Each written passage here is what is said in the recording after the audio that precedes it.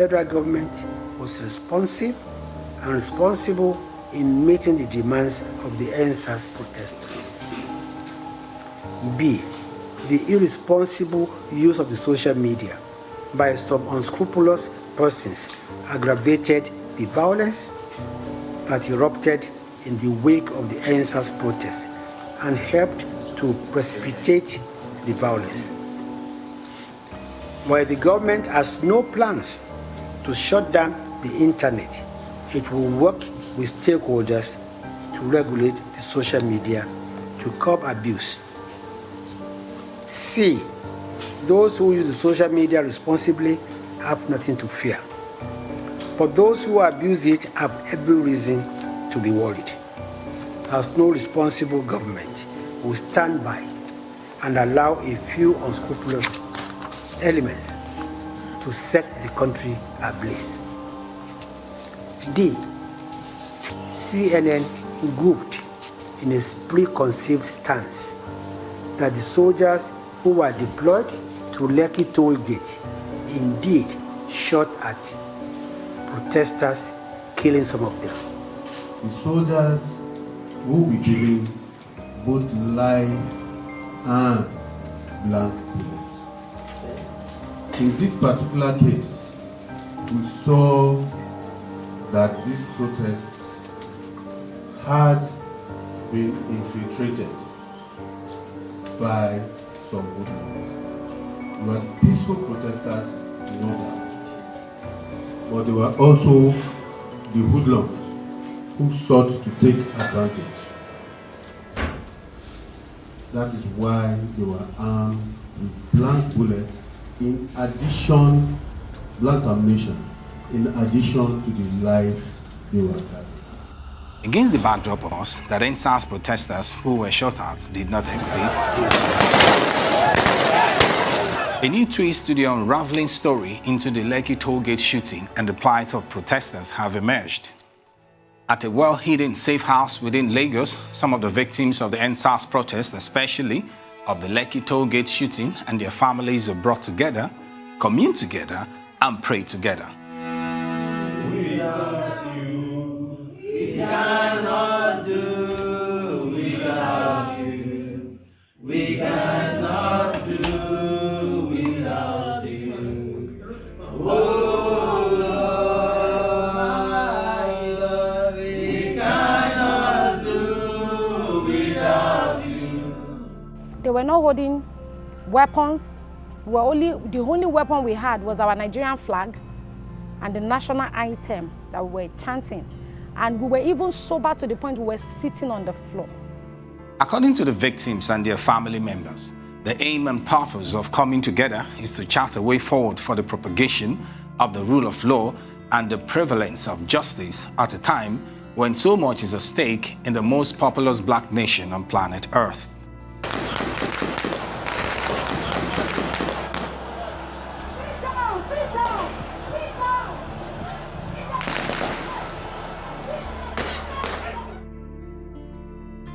The wounds of some of the victims of this safe house are mostly from gunshots sustained during the Endsars protest at the Tollgate of Lekki in Lagos.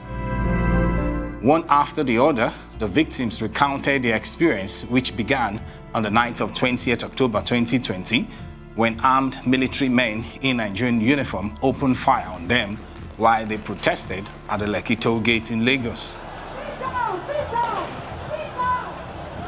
22-year-old Joshua Samuel is a housekeeper at 1004 in Victoria Island.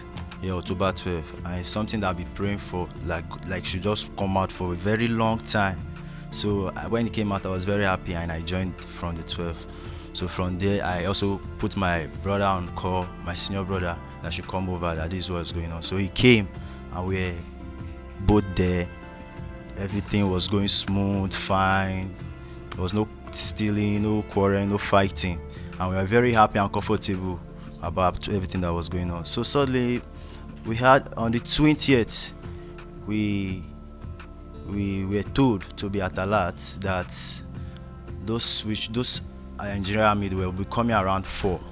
So we said, okay, we are around, we are still normal. So we shouldn't do anything funny, that when we just sit there, that we shouldn't be scared. We should just go sit down, raise our Nigeria flag up, and be waving it. They say we shouldn't even stand before them.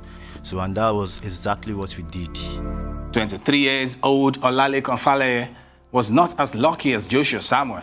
His right leg was amputated from injuries sustained as a result of the live bullet that pierced through the lower part of his right leg. In a letter signed by Dr. Adebayo of Granville Trauma Center, Aja in Lagos, it reads, "To whom it may concern, Olalekan Faleye, male 23 years. The above named patient presented to our facility 4 days ago, 20th/10/2020, around 11:28 p.m. due to a gunshot injury to his right leg in about 2 hours after the incident. He sustained this injury as a result of his involvement in the Endsars protest that occurred at the Lekki Tollgate. He was initially taken to Vedic Hospital and then brought in here for further management. On presentation, ACS 15/15, O2, SAT 98%, pains, severe bleeding from the gunshot site with point of entry and exit of the bullet. He was unable to lift his leg and move his toes. Diagnosis made was 1. Leg injury gunshot, 2. Imminent compartment syndrome. For further clarifications and inquiries, kindly call the hospital. Dr. Adebayo.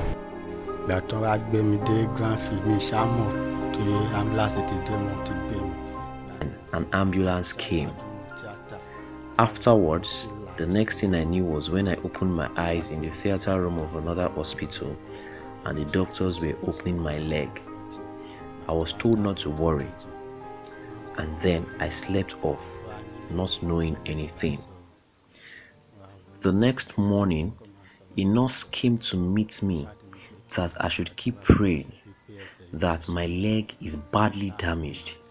I was sad.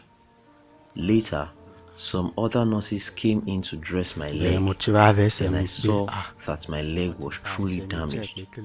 A doctor also came to check my leg, shook his head and left. Initially, it was at Granville they opened my leg, saying they are looking for the bullet, but later they said it has already gone out with force from the other side of my leg, that the bullet has melted my vein around that area of my leg. The doctor advised that I should be transferred to Luth, that the doctors there can determine what to do, if they will be amputating it or not. They will be the one to determine it.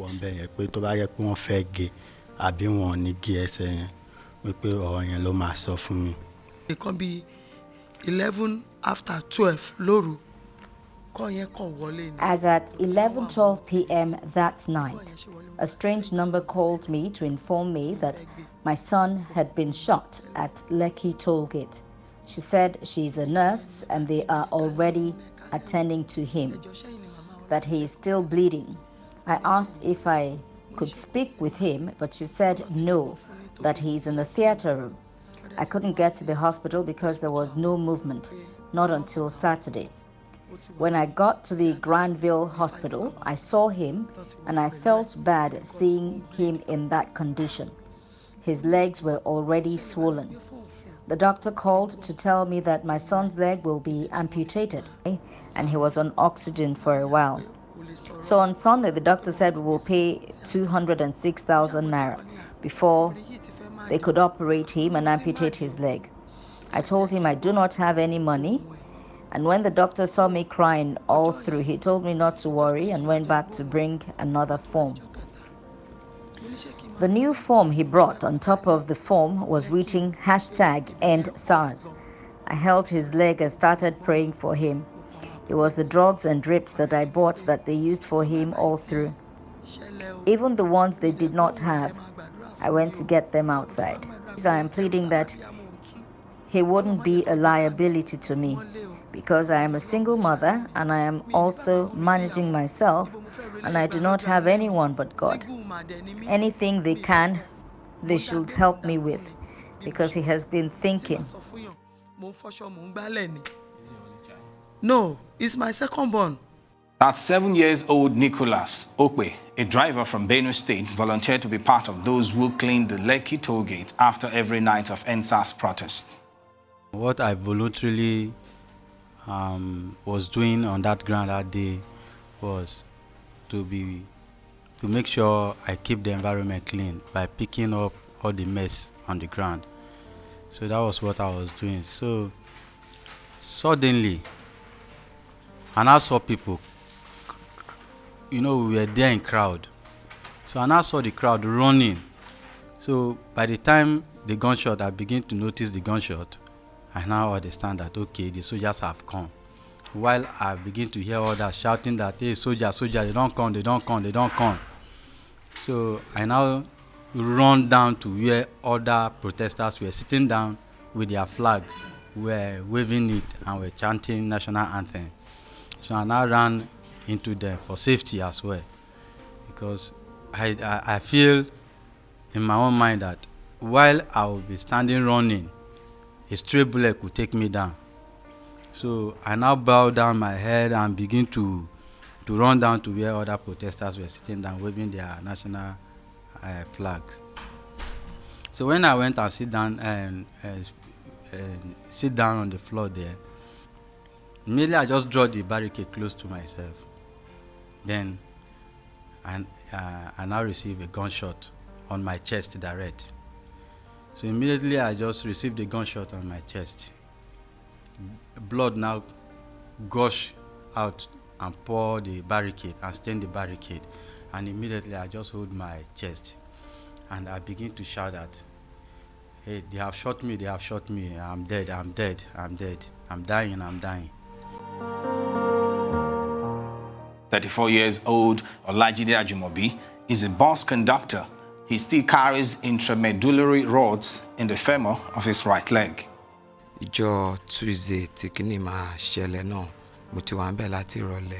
We went there on Tuesday evening. Not up to 10 minutes later, we started hearing voices shouting, "Sit down, let them shoot." When I heard that, I was afraid and I started running. A bullet hit me on my leg while I was running. At first, I thought it was my slippers that fell off until I discovered that it was a bullet that hit me. I started shouting and screaming for help. No one came to my rescue. So I managed to leave the spot so they won't come and kill me there. It was right there that some people who I don't know came to rescue me and took me to a hospital around Ajah. I don't even know the name of the hospital. But when we got there, I kept shouting they should help me remove the bullet in my leg. The hospital workers said they don't remove bullets, so they gave me injection. Those that took me to General Hospital told me that I fainted at the hospital. I didn't have a phone with me to contact anyone. Even if I do, there was no one around me I can.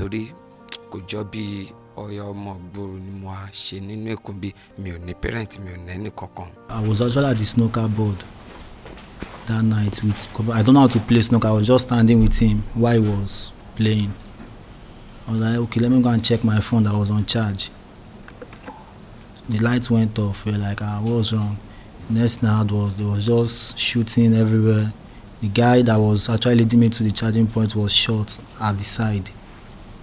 So when I saw I was shot, I tried to turn back to check if it's just a normal something like that. So I received my own on my thigh. Even right now, the bullet is still inside of me, not yet removed. I don't actually know what happened. After it was the next day, I now woke up. I saw myself at Ikeja General Hospital. Immediately I woke up, I saw myself that I don't have any phone to access anybody, nobody to call. So I begged a friend. I begged someone. I logged in my Gmail to fetch some contact, and I saw my girlfriend's number. So I called her. Later I called her. I called my brother. I texted some friends. That was actually how they knew that I was at the General Hospital. Then the next day she came. and she has been the one there for me since then. But right now, since the government just provided this thing, and the bullet in me is even giving me discomfort, affecting my leg, making it swollen every day. Sometimes my leg got stiff. So I wonder why the government did not shoot at us, why I'm still having the bullet right in my body right now at this particular date and time. I'm speaking on behalf of my brother who died from this protest. Ayodunbe Gabriel Ayola. What happened to him? He was shot in the head, and we were actually looking for him because he doesn't stay with us. So it was like 2 days before he passed on that we saw this. Somebody sent it to me on WhatsApp. So they wrote it there that he's at Lasut and that they are looking for his family. So we went to Lasut. So they said he was unconscious for like 2 weeks.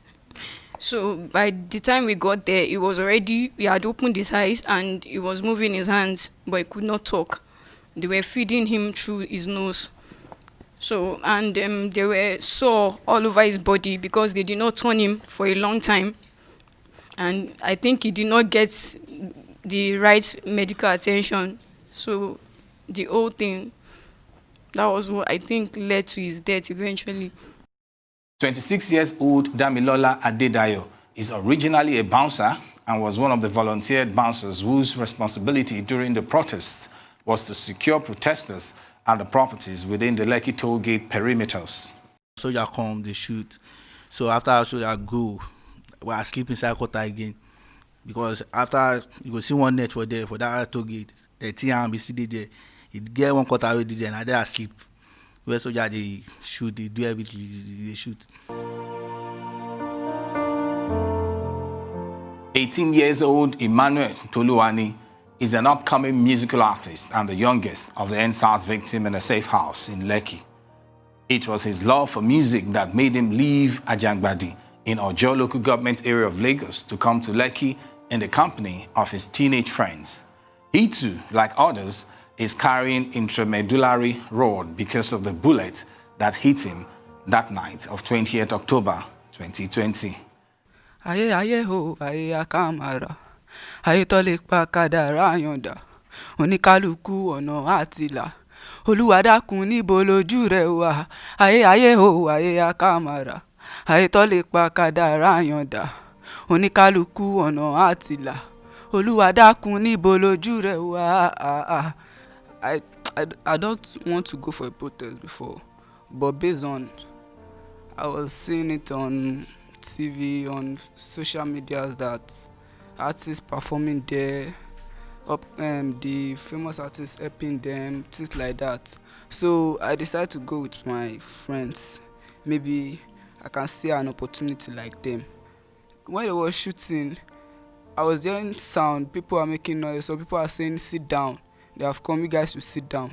But me, because I don't have the mind, I was running, looking for my friends. So before I said I should run, the gunshot was up before, maybe to make us scared first. So when they were shooting, they just suddenly start shooting the gun at us. So I was even running, but I don't know when the gun hit me on my leg. I know the gun hit me on my leg. I was shouting, screaming for help. No one to help. But one of my friends that we came together saw me lying on the ground. So he picked me up. I don't even remember anything because I was short of blood. I don't remember anything. The hospital that took me to, I don't know the name because the pain I was feeling, I don't even know what's going on around me. You were there live at the Lekki Tollgate. You were among those that were protesting. You were at the front line. It's not like the access bank. Okay. Where they are playing snooker. Okay. You were there. So they took off the lights and then they started shooting and gun hit me in my head and I fell down. So my friends carry me. They carry me home. So that is only what I know. In order to corroborate the emergency help rendered by some hospitals in the midst of the chaos that emanated from the gunshots of Nigerian soldiers, medical officers of those hospitals also shared their thoughts concerning the treatment of these victims. At Granville Trauma Center, the hospital admitted treating victims of the Lekki Tollgate shootings through Endsars protesters in a signed document which reads as follows. Hello, Mr. Oziokoli. I trust this meets you well. Following your visit at our office today, kindly find below a summary report of the patients treated by Granville Trauma Center.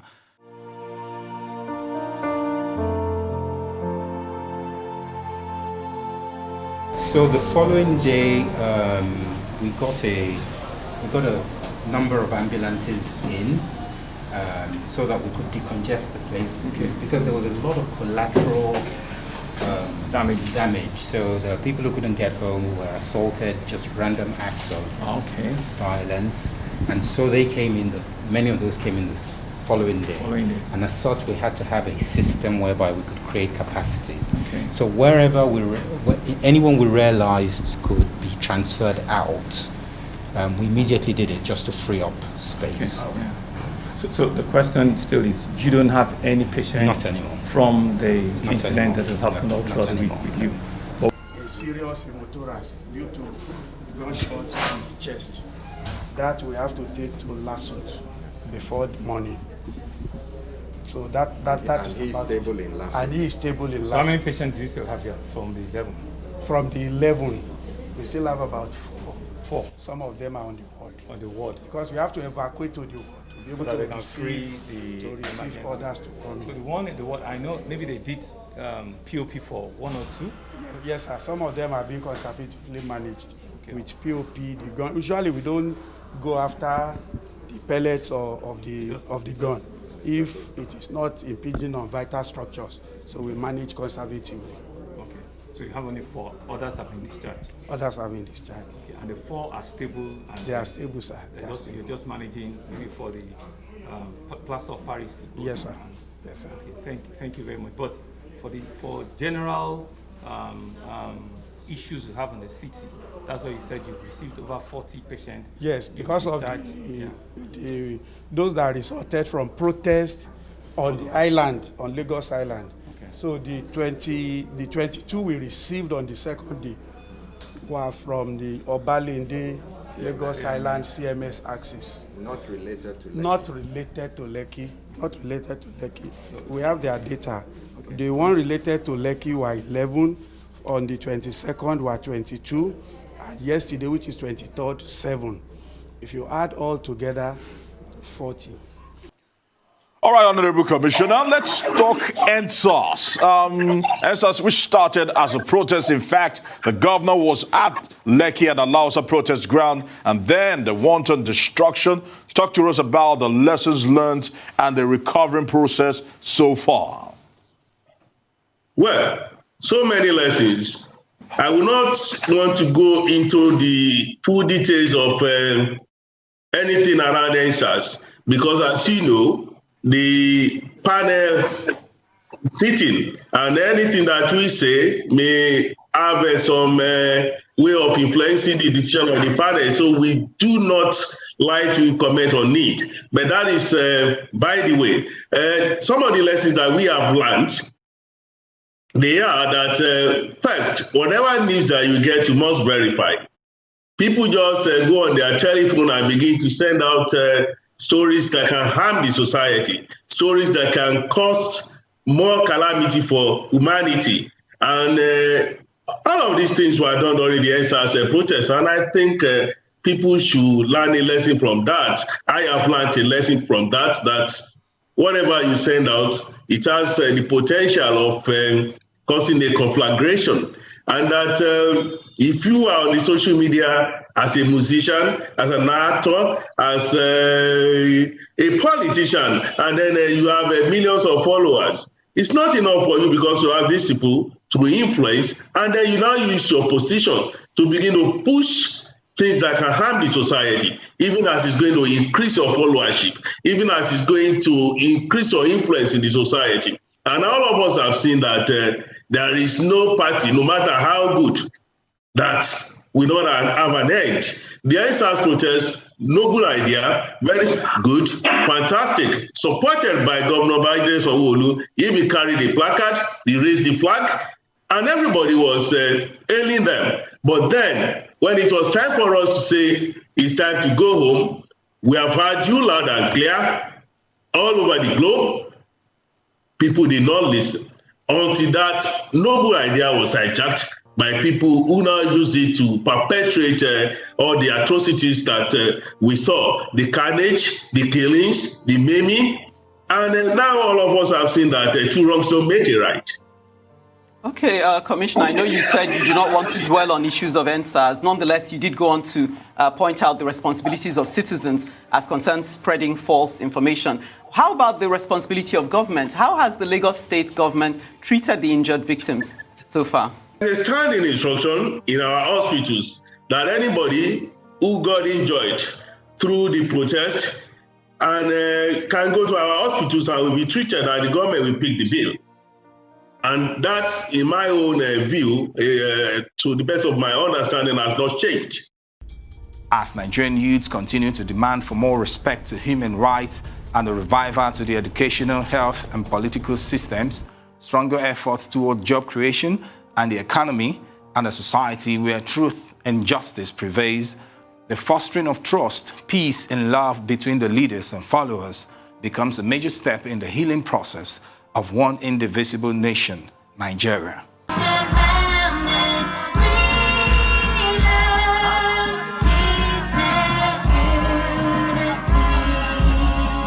Ozia Koli, Arise News, Lagos.